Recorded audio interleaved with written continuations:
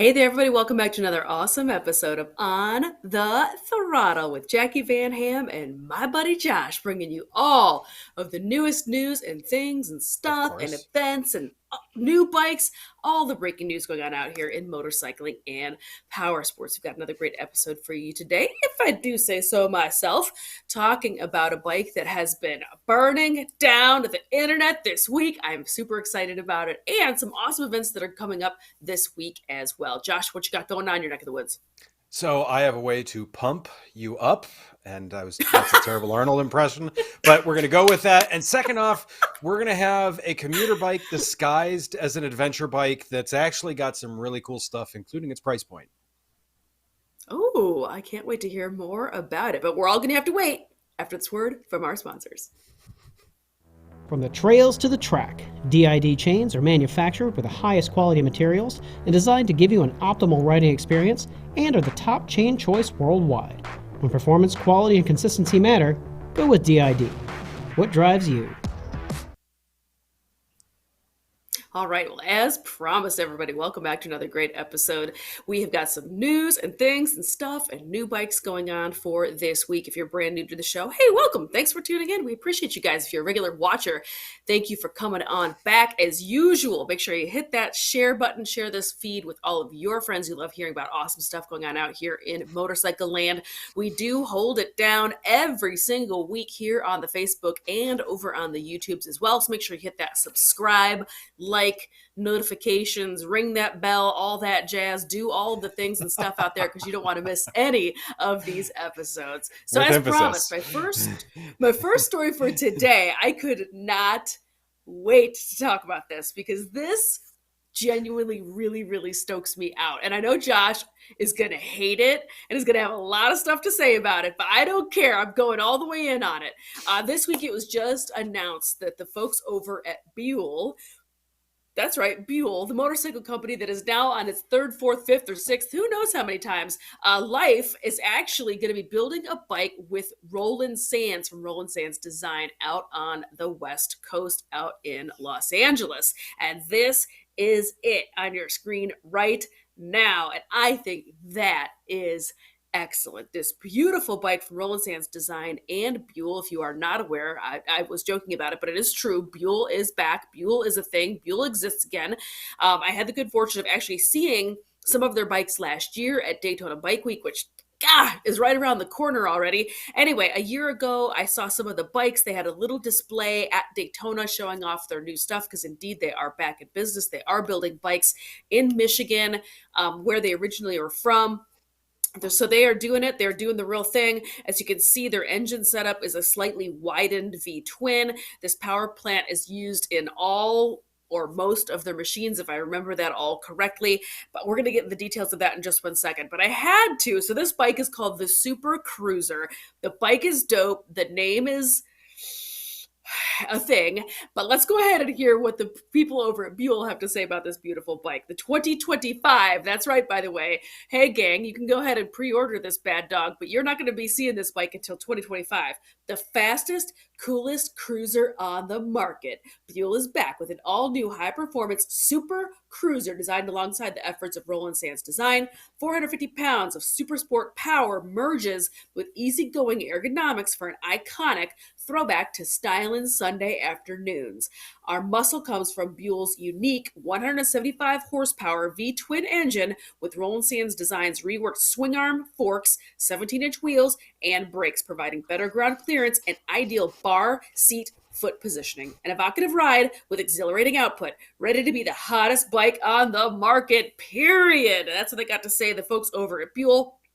Again, the press releases for these things are always kind of a snooze fest, right? So let's go ahead and see a little bit more of the details of what's going on out here with this awesome bike. Again, this was just released digitally. No, I take that back. They did a launch of this bike out at Roland Sands Design's headquarters out on the West Coast just about a week or so ago. or a handful of days now. And then everybody followed up because it was the embargo was over, yada, yada. That's geek journalism speak. And everybody could release photos and talk about this beautiful thing. That is the official launch, as it were, for this bike. Again, it is by pre-order only. You can go over to the Buell website to go check out more details. They're taking $50 deposits for your place in line to say yes or no to take delivery of this bike. There is no MSRP. And people have been duking it out here in the comment sections of all sorts of different pages, trying to figure out exactly how much money this beautiful bike is going to cost. Like I said, it has that absolutely bonkers Buell 175 horsepower engine in it, which is super, super good times. So it's an 1190cc V-twin, and then they're using that on, I think, all of their bikes currently. What else? Building a cruiser was something we always contemplated, said Bill Melvin, the CEO of Buell Motorcycle Company. The market is full of American manufacturers, known mostly for big, heavy bikes, not fast, hot ones like the V-twins of the 1930s. Our Buell Super Cruiser will be the hottest bike on the market, period. So they're definitely pulling a lot of curious references for this thing, but all of that kind of marketing shenanigans and smoke and mirror aside, I think this bike is dead sexy. This is some real Southern California FXR vibes. I think it's absolutely stunning. And I'm going to go ahead and guess right now that this bike is going to be around $24,000 is going to be my guess. Josh, what do you have to say about the Buell Super Cruiser?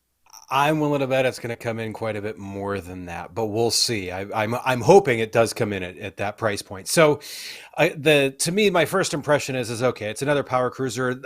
From the motor side of things, it's a Rotax motor, and Buell warms over that Rotax motor, which Rotax has a great reputation. I love that. The things about this, there's three things that just irk me. Number one is the tank and that rear fender are hideous. Those are straight out of Harley parts bins. That rear fender needs to come down about 3 inches in order to look like it's in the right place. The gap between the wheel and the fender, you're not wrong. It does need to have like something. Yeah. The second thing is that front radiator looks, I mean, it's a uniquely fabricated piece, but boy, does it stand out like a sore thumb. If they painted that thing black, it would blend in a little bit better and look a little bit better. So those are two things that to me, I was just like, ugh, and I'm not even into that scene. The third thing that I see is okay, there are some performance suspension components on this. It's inverted forks. Obviously the big Buell style brakes on it. And so there's some good things. But as I read through comments on the internet, there are probably 80 to 90% of the people that have already said, yes, I've put my deposit in on this thing, are already saying essentially, this is this great performance bike that I'm going to hobble the suspension on. And I'm like, it just gives me a headache. So I think Buell can do this. I think Buell will have a winner with this, especially if they trim out a couple of little pieces there. And I think they can be onto something here. I'm super hopeful for them, but you're pretty sure. And I think you're right. I'm not going to end up with one of these in my garage. I definitely wasn't counting on that. I was not placing any big bets on that happening. No, sir. However, if this found its way to my garage, I would be pretty pumped about it. Somebody did take a second and point out, which I thought was kind of funny. The photo on your screen right now is Mr. Roland Sands himself. I am friends with Roland. He is not a super, super tall guy. He's maybe about like 5'8", maybe. So somebody was saying that it does look like the seat height on this is nice and low, which stokes me out being in the 5'2" crew. I'm really excited about that. This bike looks nice and low. I would definitely ride this thing. Just to touch on some of the things that you mentioned also, you're right. I don't know if I have a good slide of it, Ashley. If we keep going through, I think I grabbed a bunch of pictures where it looks really hot, but there was a photo in one of the releases of the front radiator. It is poo-poo. It does need to be murdered out for sure. But I did like the fact that also included on this is does have a little dash. It does have a little digital dash on it, which I thought was a really nice touch for something that they're trying to make it look so like kind of mean and nasty and street. I thought it was nice that it had a couple little computer details on it as well. But I think it is dead sexy. I think this is a super, super win. I'm real excited about it. And that's what I got to say. Josh, what do you got going on for your first story? So I said I was going to pump you up, and I'm not taking you to the gym or anything like that. So What I am going to do is I'm going to take a look at the Trail Tech portable. Yeah, it's got suns out, guns out. I love it. Trail Tech just came out with a brand new portable air compressor setup here. It comes with everything that you see in the photo. So it's got the compressor itself. It's if you got a football along in the bike that you somehow want to throw on, you've got a needle there to inflate that. But the big thing is that hose screws right onto your Schrader valve. It's also got a Presta valve adapter, which is great. So the cool thing about this holds a 5,000 milliamp hour battery in this. So you can also use this as a phone charger. It is fully self-contained. Pull it out of the pack. And the great thing about this is screw it onto the valve stem, set it to the pressure you want. It will run and run and run until it gets to the pressure that you want. And then it's automatically going to shut off. To me, that is super huge. There's a lot of us that ride to a trail where we're going to go do dumb things. We want to do dumb things, but we want to air down a little bit for those dumb things. So we'll take some air out of the tires. This allows us, currently I have a hand bicycle pump. Which explains why I don't need to go to the gym, because every time you pump up the tires, your forearms just go bananas. This would save me from a lot of that. This also includes a cable, so that way you can charge it from your bike if you've got a USB outlet on the bike. It's got a bag for it. There's also available a carbon hard case for it. The pressure range it works in is from 2 to 150 psi, so you can blow up any tire that you'd like to. You can inflate. Now, it doesn't mean from flat, but it says you can reinflate 20 motorcycle tires from the low to high pressure. From empty, you can do 4 motorcycle tires and decent sized motorcycle tires on one charge. And like I said, the other thing is you can plug this into your USB. So if you inflate you and 4 friends, great. Then plug it into your USB, stick it in a tank bag, whatever. Let it recharge where you're out on the road. Throw it back in the back when you're done. To me, this is an awesome little setup. The other thing that I absolutely like about this, I, being someone that rides smaller bikes typically for the lightweight, this weighs 1.1 pounds is all. So that to me is nothing to add to the backpack. It's small, it's tiny, it's lightweight, and it only goes for $69.95. So to me, this is something that's definitely going to end up in my side bags. I mean, why wouldn't I? Because once again, it's going to save the forearms quite a bit of trouble here. I'm all for that. So, I know for when you go out bouncing around on stuff, Jacqui, I mean, this makes sense to throw in a van or something like that, doesn't it? I mean, if you guys camp, throw it in so you don't have to blow up your bed. Yeah, no, I was just going to say, I think this is so clever. I love little gadgets like this. I will definitely buy one of these and throw it in my car, like hands down, absolutely, all day long. I love products like this, little gadgets that are just smart and clever and tiny and light. And I love stuff like that. All the good things. Super smart. Yes. And anything that keeps you from turning into full tilt Popeye, I'm on board for sure. So with that, and a great gift idea, by the way, boop, boop, boop, great gift idea. So while let's head into my next story for today. I just want to talk about a handful of events that are coming up. But before I jump into that, I also, on the back of my first story, talking about that awesome Buell Super Cruiser, they will have one on display at Daytona Bike Week. I just caught that on a press release floating around here earlier today when I was doing a little bit of research. There will be one at Daytona to check out live and in person. So make sure you go track them down. Last year, they were at Bruce Rossmeyer's destination, Daytona up in Ormond Beach. Anyway, but let's go ahead and jump into my second set of stories, which is talking about a couple of cool events that are going on right now in the world of motorcycling. My very first event I want to talk about, I will be attending, and that is AIMExpo, the annual business-to-business motorcycle and power sport trade show. This year is back in Las Vegas again. It goes on this week. Again, this is a B2B this year. Previously, they have had a couple of like consumer days on Saturday or Sunday. They were trying to let the public in, and nobody liked it because then you have to lock your stuff down. And anyway, so they just went ahead, they put it back to a B2B. So it's strictly media, dealers, industry people, and that type. That's all that can be allowed to go in. So if you are in the motorcycling industry and you're headed out there, make sure you come say, hey, we're going to have a great big huge motorcycle and power sports news display. We would love to see you come over and come say hi. I will be holding down some interviews and doing all sorts of fun stuff out there. We will be there Tuesday through Friday. On the back end of that is going to be a really cool couple of cool events while you're out on the West Coast. Supercross is back. They had to postpone one of the dates in Oakland, California last month due to very, very, very heavy rains that they were having. So I kind of thought they were going to cancel it. Nope, they snuck it back on the calendar. And that is going on this weekend up in Oakland. So that's what's going to be going out on the West Coast here in the middle part of America. It's that time of year. It is Mama Tried and Flat Out Friday weekend in beautiful Milwaukee. If you have not had the chance to go to this invitational style custom bike show, this should be on your calendar. It is absolutely incredible. The first night of Super Party Down Fun Good Times is on Thursday. It is the annual keg party going on at Fuel Cafe. This is co-hosted by the kids over at Lowbrow Customs this year. This is off the chain. They put motorcycles on top of the bar. They do wheelies. They do burnouts. It is absolutely crazy. It is absolute madness. It is one of the most fun things I've ever been to. That goes on Thursday. Friday night, of course, is Flat Out Friday, the indoor flat track race. Saturday and Sunday is Mama Tried weekend. That is the custom bike, the invitational style custom bike show. Tons of vendors, amazing bikes, beautiful location at a place called the Eagles Club, which is a huge, huge, huge ballroom in Milwaukee. Absolutely stunning. A great time. One of my favorite weekends of the year.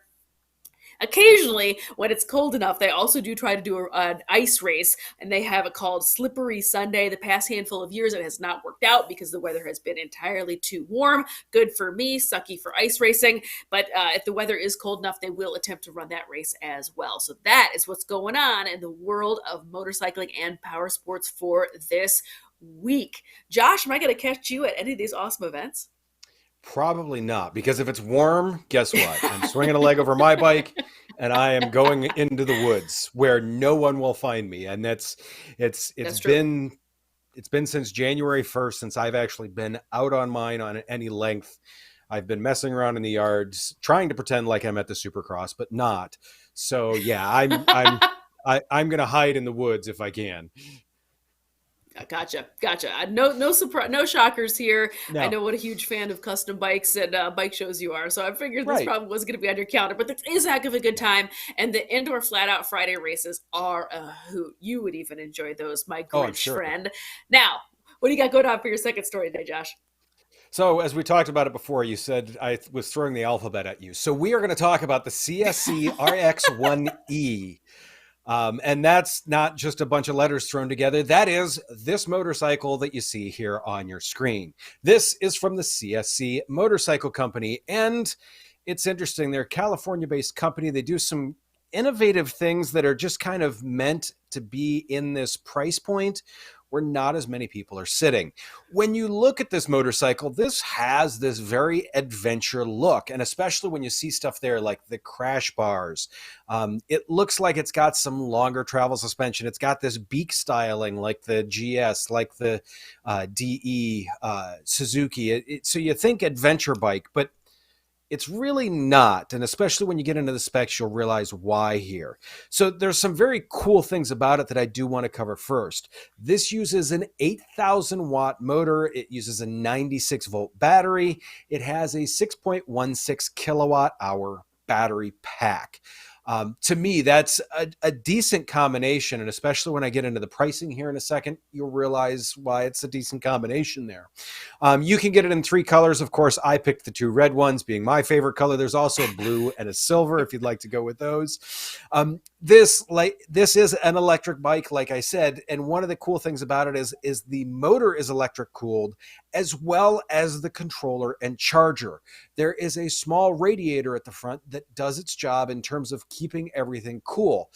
We typically think of that as, okay, you don't want your gas engine to overheat or by any stretch of the imagination, but electrical items, as they get hotter, they lose efficiency. So if we can keep them cooler, we can get that efficiency back. So that is really what they've done with this. And it's one of the first ones that I've seen with this type of system.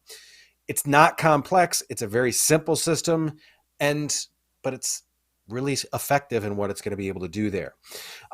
As I mentioned, there's the adventure guards on this here on the side. You can hold 72 liters worth of stuff in that luggage there, which is just huge. Don't fill it up with water. I'd suggest against that. Some of the cool other specs about this bike is it's 80 plus miles an hour is what you can get out of it. It has a 100+ mile range on a single charge. Now you've got 3 modes. You've got eco, comfort, and sport. Now, one of the things that shows kind of it's not necessarily an adventure bike. It's got about 4.5 inches of suspension travel at both ends. It's only got about 6 inches worth of ground clearance. But that to me is what makes this the ultimate commuter bike, because we're down to a 30.9 inch seat height. So we're under 31 inches for this. Yes, exactly. The guards and the luggage mean you can run this around the city. Go get your groceries. It'll fit a week's worth of groceries, depending on how you eat or what you eat. It'll fit a week's worth of groceries in there. And hey, if grandma hits it at the grocery store, it's got the crash guards. It's not busting up bodywork or anything like that. To me, seeing this, it's got this adventure style, but let's call it urban adventure is what it's set up for. It's got 17-inch cast wheels. It's got what appears to be decent brakes on it. It's 436 pounds the way it sits. This one with the luggage and crash guards on it is 469 pounds. So it's a little chunky, but in the same sense, you can haul up to 331 pounds on it. And as I said, to me, this is the ultimate commuter bike. Run around town all day, get all your errands done, throw everything into the luggage there, bring it home, haul that into the house. And like I said, if the kid climbs on it, knocks it over, you take a little black magic marker to the crash guards, and you are in good shape. Now, the big thing with this too is so many electric bikes are really out of a lot of people's price range. This $84.95 plus a small destination fee and tax. To me, this is one of these bikes that has the potential to change the electric market, because this has enough range that someone can use it for a day or two and not worry about that, especially if they're running it around as a commuter.